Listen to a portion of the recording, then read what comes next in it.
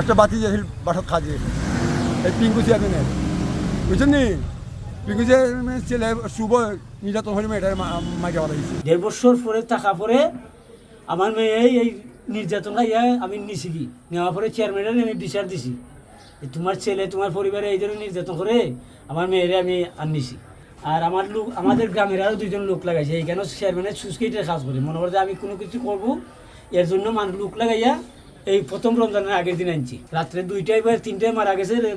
11টার সময় তারা ফোন দিছে কিন্তু আমার মেয়ে হইলো নিচের তলায় থাকে আর শুভর রুম হইলো দুতলায় আইয়া পাওয়া গেছে লাশটা জানালা আমরা ঝুলন্ত অবস্থায় পাইছি গলায় ওড়না পেঁচানো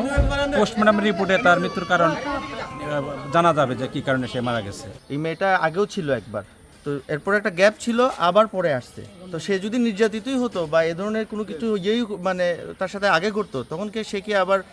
পুনরায় এখানে এসে চাকরি নিত? অবশ্যই না। তো এই ধরনের আসলে রেপুটেশন তো ওনাদের মানে নাই, ভালোই রেপুটেশন আমরা জানি, কিন্তু যেহেতু একটা ঘটনা ঘটছে আমরা মন্তব্য করতে চাই না ভালো মন্দ, সেটা পুলিশ তদন্তের মাধ্যমেই বের করে নিয়ে আসবে। তবে মানুষ হিসাবে তারা ভালো, সেটা আমরা প্রতিবেশী হিসাবে আমরা সেটা বলতে পারবো আর কি।